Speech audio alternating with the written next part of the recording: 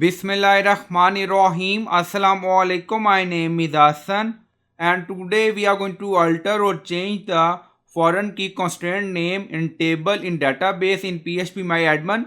Before starting work, it's my request, please subscribe my channel. Thank you. Now back to our work. So we are in table orders, and then you see constraint name foreign key order customer. So we are going to alter it.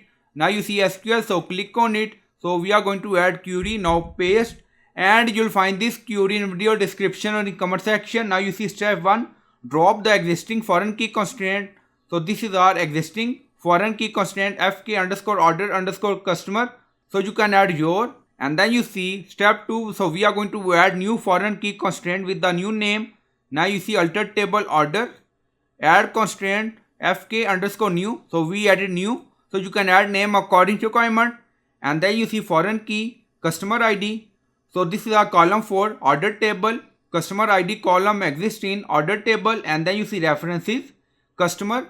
So this is our customer table, and this is our ID.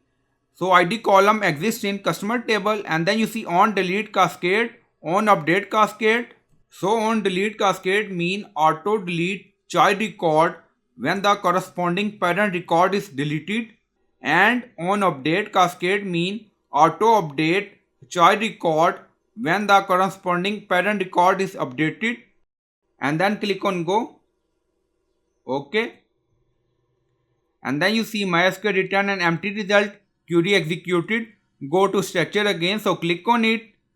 Now you see key name change foreign key new underscore order underscore customer by using SQL query, and you will find SQL query in video description or in comment section. So I hope you like this video. Please like, comment, share, subscribe. Thank you for watching.